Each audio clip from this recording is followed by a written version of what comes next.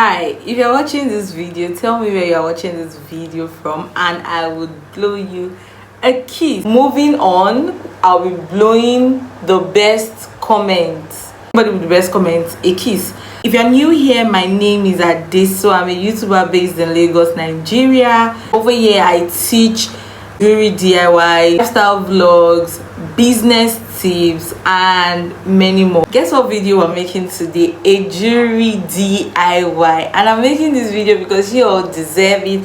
Thank you for the love on my last jewelry DIY video. I really appreciate that. I'll be getting married in a few weeks, and before now I wanted to film a jewelry DIY, most especially for brides, because I noticed that jewelry is like some brides primary accessory. Like, it's actually the last thing on their list when they are preparing for their wedding.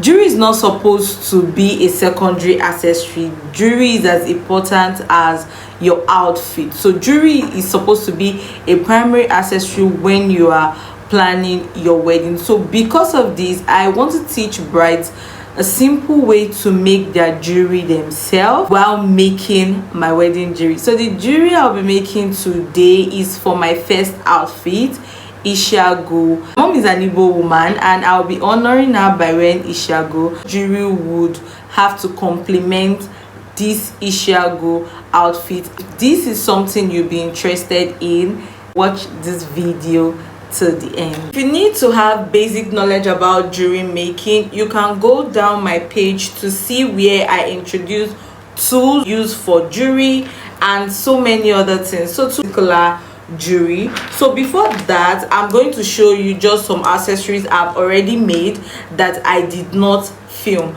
To make this will be for my hair, what will be wrapped around my hair, and this is my anklet. So I made this, but I already lost the clip where I taught you guys how to make it. But it's just a simple way. You can wear yours like that. All I just did was unstrung mine when I got it, then added these gold ball beads to it. That's all I did for this. The main chick here is this white coral. So note, many gemstone or coral originals don't come in exactly the same sizes. They all come in different sizes. You are the one that will know how to calculate and all those stuff to know how to make your jewelry balanced. This is too big for you to understand and maybe you can't do it yourself, just hire a professional to do it for you. So we'll be using any of this fishing line. I'll put the exact point I'll be using because this is 0.60 and 0.70. I also have 0.40 here. I have elastic for the bracelet. I have normal tools for this, and let me show you guys what I have here. So I don't know if I should call this a mannequin, but this is where I put the beads when I'm making it, so to avoid mistakes. And this is hand to put the bracelet, and here is where you hang your earrings. These things can also serve as jewelry display to display your jewelry and make it beautiful. Over here, guys, we have ornaments. This is the ornament I chose. Yes, this is my earring hook.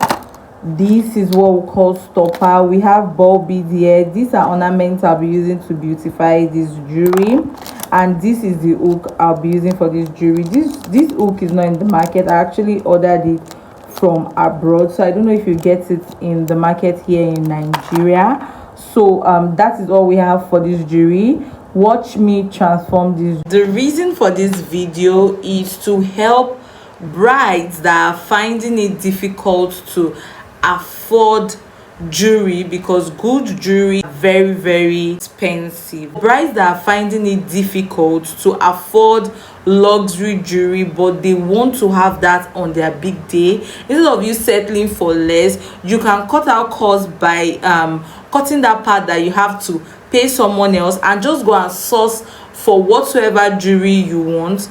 Get the picture of what you want, then go into the market by yourself, get the jewelry, and you can make it by yourself after watching this video. But if you know you don't have time for this and you can afford good jewelry, it's best to give it to a professional to make for you. And like I said earlier, coral comes in different shapes. Original coral can never ever be symmetric. They cannot be equal. They are always asymmetrical.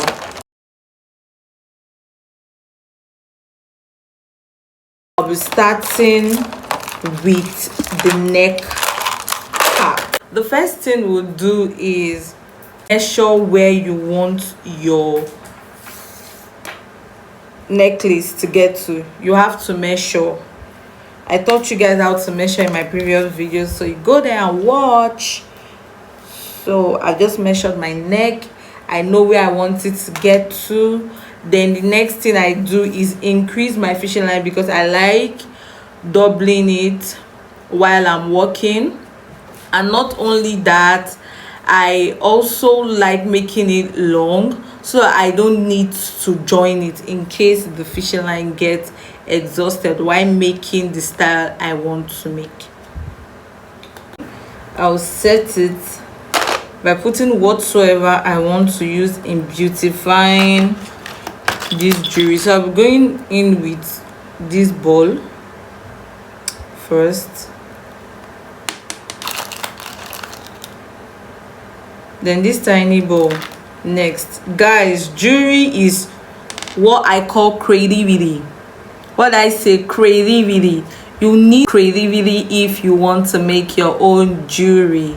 So this is my own style. I make it as the spirit leads.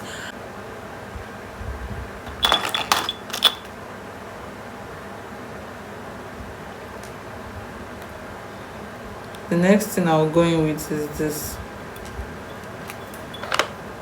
Then I'll go in with my asymmetric bead.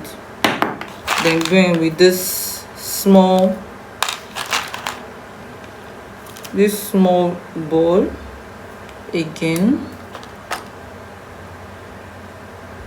Then do this to a point. I'll show you how the creativity is going.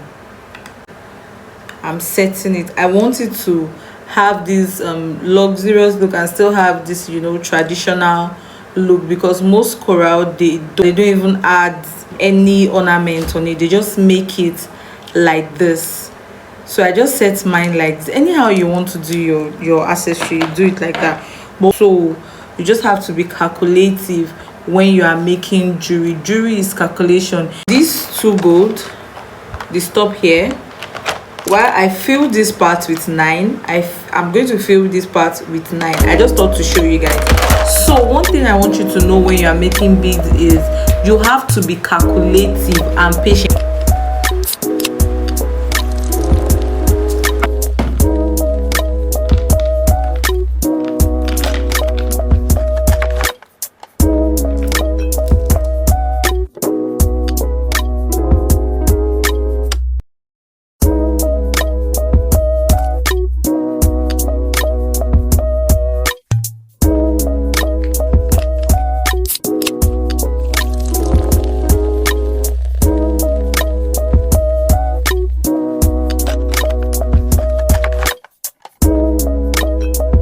To put the clasps, if you watched my past video, I taught you guys how to add the clasps to your jewelry. So these clasps, when you want to do this type of clasps, you can use stopper, you can do the tying method, which I've taught you guys. But me, for the essence of this video, I would not use stopper. I'll be using the tying method. And before I started this, I could have, you know, used this hook, but instead I'm using another method. And if you are not a pro, you might find it difficult to use this method. So just watch as I insert this.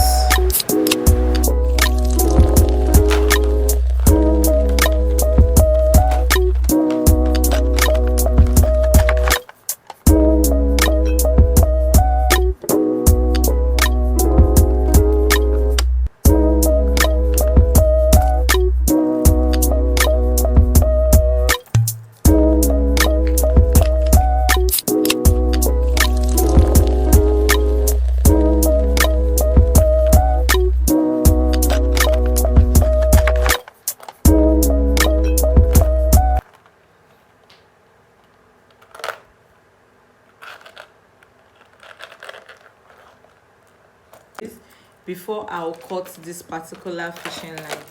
So I want this to be firm, and I also want to hide second fishing line, and I'll do the same tying. But one thing I want to let you guys know is I really don't like the zobo type of tying. You know, if you've watched my previous video, you know what I'm talking about.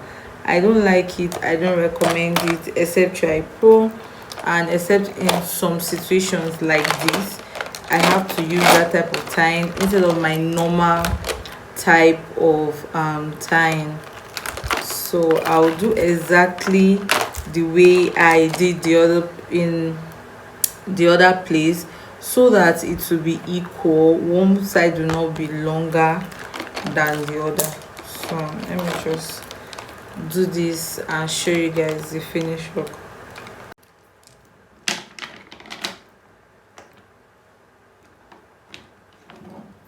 So before I tie, I'm still putting it here to see if it's going to give me the look I want.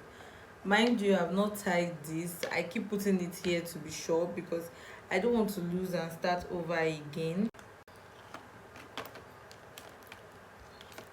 Catch this work. So let me add a secret for you guys. You know, I've tied this thing here. I want to chuck in this rope now. I'm going to pass it. I'm going to pass it again.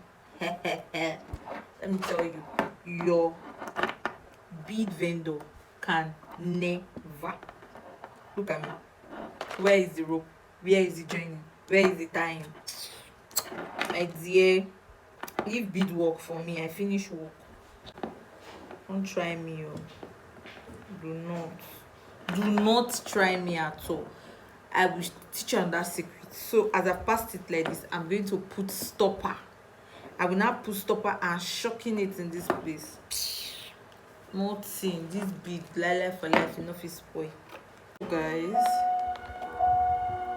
this is the earring, the bracelet I've made. This is the bracelet. I use 0.8 for this bracelet. I doubled it for one now and just film how I made it for you guys. I'm using the pin, not fishing line. So the first thing I want to do is take this ornament. It matches my necklace. Just put it in. Take this bead. I chose a very small bead because I don't want the earrings to drop too much. So because this bead is not like equal, I'll just turn it to the other side. That's why I said bead, you have to be calculative and you have to do a lot of arranging so that it should just make sense. So after doing it like this, I hope you can see it. After doing it like this, I just do this, measure what I'll cut this part out. So if you want to know the name of all the stuffs I'm using to make this, watch my previous video. So I'll just cut from here, put this back in. It's still too much, but I know what to do. Next thing is bend this, right? But it's still too much, so I'm just going to cut this off camera, bend it properly, and let you guys see